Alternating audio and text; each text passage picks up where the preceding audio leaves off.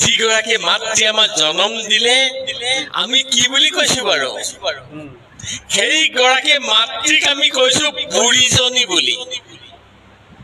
যিগৰাকী পিতাই আমাক ডাঙৰ দীঘল কৰিলে ইমান কষ্ট কৰি কপালৰ ঘাম মাটিত পেলাই শেষ বয়সত কি বুলি কৈছো বুঢ়াটো বুলি কৈছো আৰু যদি অলপ কষ্ট কৰি আছে তেতিয়া কব বুঢ়াটো পৰি আছে মৰা হলে ভাল হলহেঁতেন আজৰি হলোহেঁতেন टावल पहनना है ना जैन का टावल पहन তেতিয়াহ'লে আমি সনাতনী হ'মনে বাৰু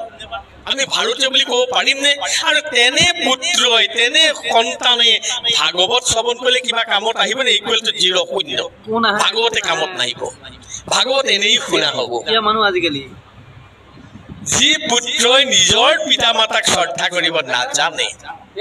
আৰু সেই পুত্ৰই কেতিয়াও ধৰিত্ৰী মাতৃকো সেৱা কৰিব নোৱাৰি পৃথিৱীৰ নিজৰ দেশখনক ভাল পাব নোৱাৰে